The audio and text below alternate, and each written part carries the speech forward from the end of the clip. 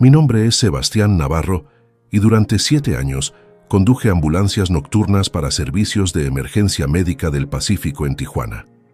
He transportado casos de todo tipo: accidentes en la autopista escénica, emergencias cardíacas en la zona centro, traumas en construcciones de la periferia. Creía que después de tanto tiempo en las calles de madrugada, nada podría sorprenderme. Estaba completamente equivocado. Lo que experimenté durante mi último turno nocturno no solo me hizo renunciar, sino mudarme a San Diego al día siguiente. Aún hoy, 3 años después, no puedo escuchar sirenas sin que mi corazón se acelere. Pero antes de continuar, si esta historia te está intrigando, no olvides suscribirte al canal y activar la campanita para no perderte ningún video. Y por favor, déjame en los comentarios desde qué ciudad me estás viendo y si alguna vez has trabajado en servicios de emergencia o transporte médico. Me encanta conocer las experiencias de todos ustedes. Ahora sí, sigamos con lo que sucedió aquella noche. Nuestro servicio operaba desde una estación en la colonia Libertad, cerca del cruce fronterizo. Era un edificio de 2 pisos con 5 bahías para ambulancias, una sala de descanso, oficinas administrativas y un pequeño almacén de suministros médicos. Trabajábamos con 3 ambulancias tipo segundo completamente equipadas, monitores de signos vitales Philips, desfibriladores, tablillas de inmovilización, tanques de oxígeno, camillas hidráulicas, todo el equipo estándar certificado por la Secretaría de Salud. Mi turno comenzaba a las 10 de la noche y terminaba a las 6 de la mañana. Normalmente trabajaba con un paramédico diferente cada noche, dependiendo de la rotación. La radio siempre estaba encendida, sintonizada en la frecuencia del despachador central. Durante las horas pico, entre las 11 de la noche y las 3 de la mañana, podíamos recibir hasta 10 llamadas. Después de las 3, las cosas se calmaban. Normalmente, las ambulancias estaban impecablemente mantenidas. Cada turno comenzaba con una revisión completa: verificar niveles de combustible, presión de neumáticos, funcionamiento de luces y sirenas, inventario de suministros médicos. Teníamos un checklist de 32 ítems que debíamos completar antes de reportarnos disponibles. La limpieza era obligatoria después de cada transporte que involucrara fluidos corporales. Usábamos solución de hipoclorito al 10% para desinfectar. El olor a cloro y alcohol se volvió tan familiar que dejé de notarlo. Aquella noche comenzó como cualquier otra. Era mediados de noviembre. La temperatura rondaba los 15 grados. Mi compañero era Martín Figueroa, un paramédico de 52 años con 25 años de experiencia. Martín era de esos profesionales que había visto absolutamente todo. Tranquilo, metódico, nunca se alteraba. Había trabajado en zonas de conflicto, desastres naturales, emergencias masivas. Si algo le causaba inquietud, sabías que era serio. Completamos nuestra revisión a las 10:15. Todo en orden. Reportamos unidad 12 disponible al despachador. Las primeras horas fueron rutinarias. Una señora con crisis hipertensiva en la colonia Sánchez Taboada, un trabajador de construcción con una fractura en el antebrazo en la mesa de Otay, un episodio de intoxicación etílica severa en la zona norte que tuvimos que trasladar al Hospital General. Llamadas estándar. Protocolos estándar. A las 3:17 de la mañana, la radio cobró vida con el tono de alerta de emergencia. La voz del despachador sonó tensa, lo cual era inusual. Los despachadores están entrenados para mantener la calma sin importar qué. Unidad 12, código de respuesta inmediata. Varón adulto, aparente colapso respiratorio. Avenida Revolución, altura número 4500. Informante reporta que el sujeto está consciente, pero no puede hablar. Ambulancia más cercana, respondan. Martín tomó el micrófono. Unidad 12 confirmando. Tiempo estimado de llegada 6 minutos. En ruta. Activé las luces y la sirena. Las calles estaban prácticamente vacías a esa hora. La neblina había comenzado a bajar desde las colinas, algo común en noviembre, pero esa noche parecía especialmente densa. La ubicación reportada estaba en una zona industrial semi-abandonada, cerca de la antigua cervecería. No era un área residencial. Las luces de la calle funcionaban a medias, creando largos tramos de oscuridad, interrumpidos por charcos de luz amarillenta. Las fachadas de los edificios mostraban grafitis y ventanas tapiadas. No era el tipo de lugar donde esperarías encontrar gente a las 3 de la mañana. Reduje la velocidad al acercarnos al número 4500. Frente a nosotros, en medio de la calle desierta, había un hombre parado completamente inmóvil. Vestía un traje oscuro, camisa blanca, corbata. Edad aproximada 40 años. Postura erecta, brazos a los costados. No se movía en absoluto, ni siquiera cuando las luces de emergencia iluminaron directamente su rostro. «Ahí está nuestro paciente», dijo Martín, pero su voz tenía una nota de cautela. Detuve la ambulancia a unos 10 metros. Dejé las luces de emergencia activadas, pero apagué la sirena. Martín y yo intercambiamos una mirada.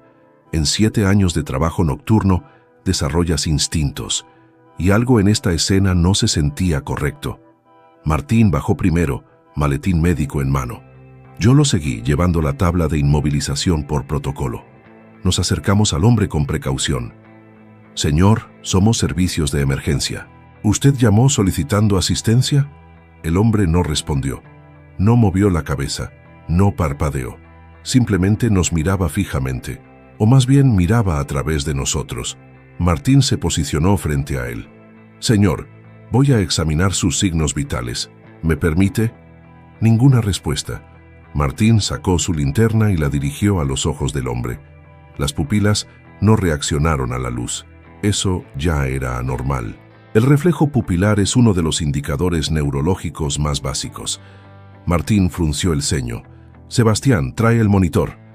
Regresé a la ambulancia y tomé el monitor portátil de signos vitales. Cuando volví, Martín había colocado el oxímetro de pulso en el dedo índice del hombre. El dispositivo emitió un pitido de error. Martín lo retiró. Verificó que estuviera funcionando correctamente, probándolo en su propio dedo. Funcionaba perfectamente. Lo volvió a colocar en el paciente. Mismo error. «Esto no tiene sentido», murmuró Martín. Tomó su estetoscopio y lo colocó en el pecho del hombre sobre la camisa blanca. Escuchó durante 30 segundos, luego 1 minuto. Su expresión cambió de concentración a confusión. «Sebastián, escucha esto». Me pasó el estetoscopio. Coloqué los auriculares y escuché. Silencio, silencio absoluto. Ni latidos cardíacos, ni sonidos respiratorios, nada. Pero el hombre estaba de pie frente a nosotros, ojos abiertos, claramente consciente de alguna manera.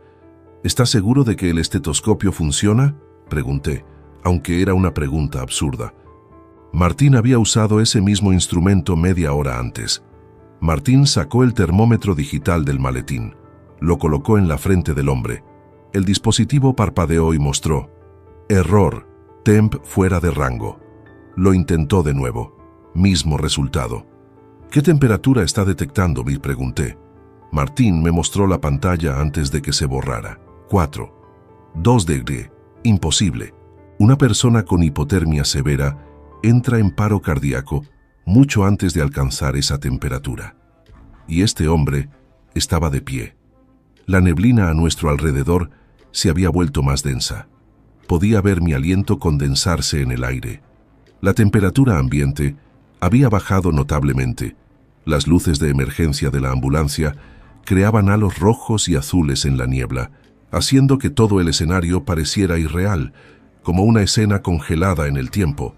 «Necesitamos transportarlo al hospital», dijo Martín, pero su voz carecía de su confianza habitual. «Hay algo muy mal aquí y está más allá de nuestro nivel de atención», asentí. Nos posicionamos a cada lado del hombre. «Señor, vamos a ayudarlo a subir a la ambulancia. ¿Puede caminar?». Ninguna respuesta, pero cuando Martín tomó su brazo, el hombre comenzó a moverse. Caminó con pasos mecánicos perfectamente uniformes, no como alguien enfermo o desorientado, como un autómata. Lo guiamos hacia la parte trasera de la ambulancia. Subió sin ayuda, se sentó en la camilla y volvió a quedar completamente inmóvil. Martín subió con él. Yo cerré las puertas y me dirigí al asiento del conductor. Reporté al despachador mientras encendía el motor. Unidad 12. Tenemos al paciente a bordo. Trasladando a urgencias del Hospital General. Paciente varón adulto con signos vitales anómalos. Requiere evaluación neurológica y cardiovascular inmediata. El despachador respondió con voz extrañamente plana. Unidad 12. Confirmado. Procedan. Comencé a conducir. Miré por el espejo retrovisor hacia el compartimento de pacientes. Martín estaba intentando colocar un brazalete para presión arterial en el hombre. A través de la pequeña ventana de comunicación, escuché a Martín hablando, más para sí mismo que para mí. La presión no se registra. El brazalete infla correctamente, pero el monitor no detecta nada, como si no hubiera flujo sanguíneo. 2 minutos después, la voz de Martín sonó más urgente. «Sebastián, frena, frena ahora». Reduje la velocidad y me detuve al costado de la calle. «¿Qué pasa?» Martín abrió la ventana de comunicación completamente. Su rostro estaba pálido. «Ven aquí, necesitas ver esto». Dejé el motor en marcha y fui a la parte trasera. Abrí las puertas y subí. El hombre seguía sentado en la misma posición exacta. Pero ahora noté algo que no había visto antes en la escena. Su piel tenía un tono grisáceo, casi azulado. La clase de decoloración que ves en casos de falta severa de oxigenación. Pero eso no era lo que había alarmado a Martín. «Mira sus manos», dijo Martín. Las manos del hombre descansaban sobre sus rodillas. En la luz interior de la ambulancia, pude ver que sus uñas eran completamente negras. No sucias, negras, como si estuvieran necrosadas, y alrededor de sus muñecas, apenas visible bajo los puños de la camisa, había marcas oscuras. «Levanta su manga», le dije a Martín. Martín dudó. Luego cuidadosamente subió la manga izquierda del hombre. Lo que vimos nos dejó sin palabras. El antebrazo estaba cubierto de manchas de lividez post-mortem avanzadas. El tipo de marcas que aparecen cuando la gravedad hace que los fluidos corporales se asienten en un cuerpo que ya no tiene circulación activa. Pero esas marcas tardan horas en formarse después del cese de funciones vitales. «Esto no es posible», susurró Martín. «Estas marcas significarían que lleva sin circulación al menos 6 u 8 horas, pero está sentado aquí». Nos miró, caminó hasta la ambulancia. Miré al hombre directamente a los ojos. Seguía con esa mirada fija, vacía, pero definitivamente estaba consciente de alguna manera. Podía sentir que nos observaba. Martín sacó su teléfono. «Voy a llamar al hospital. Necesitan prepararse para esto. No sé qué demonios es, pero necesitan especialistas esperando». Marcó el número directo de urgencias. Mientras hablaba con el médico de turno, describiendo los síntomas imposibles, algo cambió en el hombre. Su cabeza comenzó a girar, lentamente, sin mover el resto de su cuerpo. Solo la cabeza girando hacia mí. El movimiento era antinatural, como si las vértebras de su cuello no tuvieran las limitaciones anatómicas normales. Cuando sus ojos se encontraron directamente con los míos, sentí una oleada de frío que no tenía nada que ver con la temperatura ambiente. Y entonces habló. Su boca no se abrió. Sus labios no se movieron, pero escuché su voz, clara y distinta, dentro de mi cabeza. No deberían haberme encontrado todavía. Retrocedí tan rápido que tropecé y caí contra la pared de la ambulancia. Martín dejó caer su teléfono. «¿Tú también lo oíste?», preguntó con voz temblorosa. Asentí, incapaz de hablar. El hombre seguía mirándome, su cabeza en ese ángulo imposible. «Necesito regresar», dijo la voz nuevamente, esa voz que no venía de una boca. 3:17. Ese es mi momento. Deben llevarme de vuelta. Martín encontró su voz. «¿Regresar a dónde? ¿Quién eres?». El hombre no respondió. En cambio, lentamente se puso de pie. No debería haber sido amenazante. Era solo un hombre de estatura promedio, vestido con traje. Pero la forma en que se movía, la forma en que el aire a su alrededor parecía distorsionarse, nos hizo retroceder instintivamente hacia las puertas traseras. «Avenida Revolución», dijo la voz. 4500, 3:17, cada noche, por favor». Martín y yo intercambiamos una mirada. En ese momento, llegamos a un acuerdo silencioso. Fuera lo que fuera esto, estaba más allá de lo que podíamos manejar. Y si lo que pedía era volver al lugar donde lo encontramos, tal vez esa era la única forma de terminar con esto. Salté de la ambulancia. Martín salió detrás de mí y cerró las puertas de golpe. ¿Estás pensando lo que yo estoy pensando?, le pregunté. Asintió. Lo llevamos de vuelta. Quizás es lo que sea que está atrapado en un loop o algo. No lo sé. Pero no voy a llevar eso al hospital. No sé qué le haría a los demás pacientes, al personal. Subí al asiento del conductor con manos temblorosas. Di la vuelta y conduje de regreso hacia la avenida Revolución. El trayecto tomó menos de 3 minutos, pero cada segundo se sentía como una eternidad. Podía sentir su presencia en la parte trasera, esa cosa que parecía humana, pero definitivamente no lo era. Cuando llegamos a la ubicación exacta donde lo habíamos encontrado, detuve la ambulancia en el mismo lugar de antes. Eran las 3:34. Martín y yo nos quedamos en la cabina durante varios segundos, ninguno queriendo salir. Finalmente, Martín abrió su puerta. «Hagamos esto rápido». Rodeamos hasta las puertas traseras. Martín las abrió de golpe, listo para retroceder si era necesario.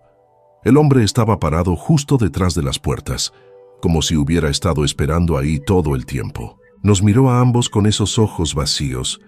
«Gracias», dijo la voz, y esta vez sonaba casi humana, casi triste. Bajó de la ambulancia con el mismo movimiento mecánico. Caminó hasta el centro de la calle, al punto exacto donde lo habíamos encontrado. Se detuvo, se volvió hacia nosotros una última vez. La neblina a su alrededor se arremolinó, volviéndose más espesa, y entonces simplemente se desvaneció. No caminó hacia ninguna parte, no cayó, solo dejó de estar ahí como si nunca hubiera existido. Martín cerró las puertas de la ambulancia con manos temblorosas. Ninguno de nosotros habló mientras regresábamos al vehículo. Arranqué el motor y conduje de vuelta a la estación sin decir una palabra. La radio había estado en silencio durante todo el incidente. Ni una sola llamada adicional, como si el resto de la ciudad hubiera dejado de existir temporalmente. De vuelta en la estación, estacioné la ambulancia en su bahía. Martín y yo nos quedamos sentados en la cabina durante varios minutos. Finalmente, él rompió el silencio.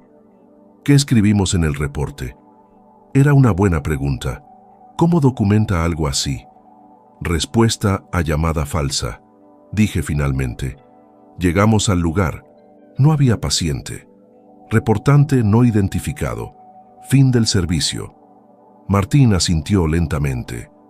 Nadie nos va a creer de todos modos. Tenía razón, y francamente, yo no quería que quedara registro oficial de lo que habíamos experimentado. Algunas cosas es mejor dejarlas sin documentar. Completamos nuestro reporte falsificado y lo enviamos al sistema.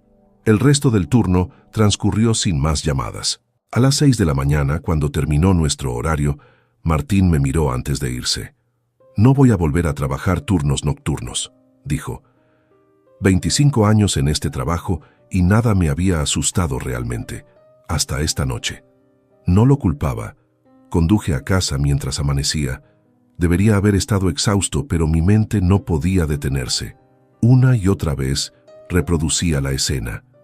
Las lecturas imposibles, la voz en mi cabeza, la forma en que simplemente desapareció, y especialmente sus últimas palabras, cada noche, 3:17. Eso implicaba que esto no era un evento único, que cada noche, a las 3:17 de la mañana, ese hombre aparecía en esa ubicación específica. ¿Esperando qué? ¿Esperando a alguien que lo encontrara? Atrapado en algún tipo de ciclo. Durante los siguientes 2 días, no pude dejar de pensar en ello. Investigué en línea buscando cualquier cosa sobre fenómenos similares, apariciones, anomalías temporales. No encontré nada concreto. Muchas teorías, muchas historias que sonaban a leyendas urbanas. Nada que explicara lo que Martín y yo habíamos experimentado. El tercer día después del incidente, recibí una llamada de un número desconocido. Era una mujer que se identificó como conductora de ambulancia de un servicio diferente en Tijuana. Escuché rumores sobre un incidente extraño hace unos días, dijo. Avenida Revolución, un hombre en la calle. ¿Fuiste tú? Me quedé helado. ¿Cómo supiste? Porque a mí me pasó lo mismo hace 3 meses, respondió. Exactamente la misma escena, mismo lugar. 3:17 de la mañana. Un hombre con traje, sin signos vitales pero de pie, marcas de lividez. Esa voz. Mi corazón latía con fuerza. ¿Qué hiciste? Lo mismo que tú probablemente hiciste. Lo llevé de vuelta y desapareció. Hizo una pausa. Pero hay más. He hablado con otros. Hay al menos 4 conductores o paramédicos que han respondido a esa misma llamada en los últimos 2 años. Todos reportan exactamente la misma experiencia. 3:17. Mismo lugar. Mismo hombre. ¿Quién es? Pregunté, aunque no estaba seguro de querer saber la respuesta. No lo sé con certeza, dijo ella, pero investigué. En esa ubicación, en una fábrica que ya no existe, hubo un incidente hace años. Alguien fue hallado sin vida después de un turno nocturno. El reporte oficial decía que fue un paro cardíaco, pero algunos trabajadores de entonces contaron que la persona había estado comportándose extrañamente antes, hablando de que ya no pertenecía a este momento. Las 3:17 era la hora exacta en que dejó de funcionar su reloj. Procesé esta información. ¿Estás diciendo que es como un eco, un loop temporal o algo así? No lo sé, admitió. Pero sé que no somos los únicos que lo hemos experimentado, y sé que va a seguir pasando. Cada noche, 3:17, esperando a alguien que lo recoja y lo lleve de vuelta. Después de esa llamada, mi decisión estaba tomada. No podía seguir trabajando en Tijuana. No cuando sabía que cada noche, en algún lugar de la ciudad, ese hombre aparecía. No cuando sabía que podría recibir esa llamada de nuevo. Mi mente no lo podía manejar. La incertidumbre, el miedo, la absoluta imposibilidad de lo que había experimentado. Presenté mi renuncia a la semana siguiente. Les dije que había recibido una mejor oferta en San Diego. No era completamente falso. Un viejo compañero trabajaba para un servicio médico privado allá y me había ofrecido un puesto meses atrás. Ahora acepté sin dudar. Me mudé al mes siguiente. Conseguí un pequeño apartamento en National City, cerca de la frontera, pero lo suficientemente lejos de Tijuana. Comencé a trabajar turnos diurnos exclusivamente. Nada de noches. Le dije a mi supervisor que tenía problemas de insomnio. Aceptó sin hacer preguntas. Pero incluso aquí, a varios kilómetros de distancia, no puedo escapar completamente.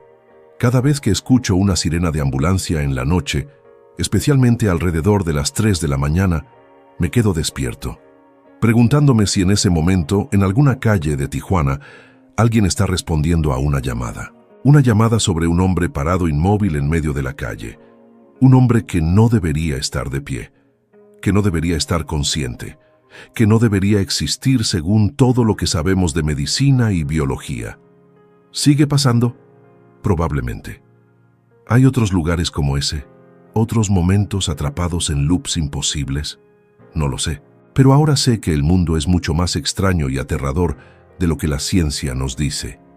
Que hay fenómenos que no pueden explicarse con termómetros y estetoscopios, que algunas cosas simplemente existen en los márgenes de nuestra realidad, esperando ser descubiertas por aquellos de nosotros que trabajamos en las horas más oscuras. Martín dejó los turnos nocturnos tal como dijo que haría. Ahora trabaja en una clínica durante el día, haciendo revisiones rutinarias y vacunaciones. Lo contacté hace unos meses. ¿Alguna vez pensaste en volver?, le pregunté. A las noches, quiero decir. Se rió, pero no había humor en su risa. Cada día que el sol se pone, me siento agradecido de no estar ahí, de no tener que responder llamadas, de no tener que preguntarme si esta noche será otra de esas noches. La mujer que me llamó, la otra conductora de ambulancia, también dejó los servicios de emergencia. Me envió un mensaje hace 3 semanas. Me mudé a Ensenada, decía el mensaje. Trabajo en una clínica de rehabilitación ahora. Nada de emergencias, nada de turnos nocturnos. ¿Cómo estás tú? Le respondí que estaba bien, que también había dejado las noches atrás, pero no es completamente cierto que esté bien. Algunas noches, especialmente cuando hay niebla, me encuentro despierto a las 3:17 de la mañana, mirando el reloj, sabiendo que en ese preciso momento, en alguna calle de Tijuana alguien está parado, esperando, tal vez esperando ser encontrado, tal vez esperando ser liberado, o tal vez simplemente atrapado en un momento que se repite eternamente, sin forma de escape. Lo que más me persigue no es el miedo. Con el tiempo, el miedo se desvanece. Lo que me persigue son las preguntas. ¿Qué le pasó a ese hombre en vida que lo dejó atrapado así? ¿Experimentó algo traumático a las 3:17? ¿O es la hora en que perdió su conexión con este mundo, pero su conciencia de alguna forma permanece, anclada a ese lugar y ese momento? Y la pregunta más inquietante de todas, ¿cuántos otros hay? En 7 años conduciendo ambulancias nocturnas por Tijuana, respondí a miles de llamadas. ¿Cuántas de esas fueron reales? ¿Y cuántas fueron ecos de algo más, algo que existe en los espacios entre lo que consideramos posible? La última vez que hablé con Martín, me confesó algo. «¿Sabes?», dijo, «durante años pensé que lo había visto todo. Todas las formas en que el cuerpo humano puede fallar, todas las tragedias que pueden ocurrir. Estaba orgulloso de mi experiencia, de mi capacidad para mantener la calma en cualquier situación. Pero esa noche me enseñó que no sé nada, que todo mi entrenamiento, todos mis protocolos, toda mi experiencia, nada de eso significa algo cuando te enfrentas a lo verdaderamente inexplicable». Tiene razón. Podemos aprender cada procedimiento médico, memorizar cada protocolo, entrenar para cada emergencia imaginable, pero nada te prepara para el momento en que la realidad misma decide ignorar sus propias reglas. Nada te prepara para mirar a los ojos de alguien que técnicamente no debería poder mirarte de vuelta. A veces me pregunto, ¿qué habría pasado si hubiéramos llevado al hombre al hospital como era nuestro deber? Los médicos habrían encontrado una explicación lógica, o habrían experimentado el mismo terror que nosotros. El hospital completo se habría visto afectado de alguna forma. Martín dice que tomamos la decisión correcta, que algunos casos no son para hospitales, son para algo más. ¿Para qué exactamente? No lo sabe. Hay una última cosa que nunca le conté a nadie, ni siquiera a Martín. Justo antes de que el hombre desapareciera esa noche, cuando estaba parado en medio de la calle rodeado de niebla, me miró directamente y durante un segundo, solo un segundo, vi algo en sus ojos. No era malicia, no era amenaza, era súplica, como si estuviera rogando por ayuda, como si cada noche, atrapado en ese loop eterno, experimentara su situación completamente consciente, completamente desesperado. Eso es lo que no puedo quitarme de la cabeza. La idea de que ese hombre, o lo que sea que era, está consciente de su condición, que cada noche a las 3:17 aparece en ese mismo lugar, sabiendo que está atrapado, sabiendo que algo está fundamentalmente mal, pero incapaz de liberarse, y que lo único que puede hacer es esperar a que alguien lo encuentre y temporalmente lo lleve de vuelta al momento de su partida, antes de que el ciclo comience nuevamente. ¿Es eso el infierno? ¿Estar atrapado en el momento de tu final, repitiéndolo cada noche por la eternidad? No sé, y honestamente prefiero no saberlo. Lo que sí sé es que hay conductores de ambulancia y paramédicos trabajando esta noche en Tijuana, y cuando el reloj marque las 3:17, uno de ellos podría recibir esa llamada. Una llamada sobre un hombre parado en medio de la Avenida Revolución, y tendrán que tomar la misma decisión que tomamos Martín y yo: intentar ayudar y enfrentarse a lo imposible, o encontrar una forma de terminar el encuentro rápidamente y nunca hablar de ello. No los envidio, porque una vez que experimentas algo así, algo que viola completamente tu comprensión del mundo, nunca vuelves a ser el mismo. Cada llamada posterior, cada paciente en condiciones extrañas, cada lectura anómala en un monitor hace que te preguntes, ¿es esto normal? ¿O es otra de esas cosas? ¿Otro eco de algo que no debería existir? Por eso dejé Tijuana. Por eso trabajo solo durante el día ahora, no porque sea un cobarde, sino porque hay algunas preguntas para las que simplemente no quiero encontrar más respuestas. Algunas puertas que, una vez abiertas, no pueden cerrarse. Algunos conocimientos que no puedes desaprender. Si esta historia te ha impactado tanto como a mí vivirla, te pido que dejes un like en el video y lo compartas con alguien que le gusten estas historias inexplicables. Recuerda suscribirte al canal porque cada semana subo casos nuevos que desafían toda explicación. Y déjame en los comentarios, ¿crees que hay fenómenos que la ciencia aún no puede explicar? ¿Has experimentado algo similar en tu trabajo? Leo todos sus comentarios. Nos vemos en el próximo video.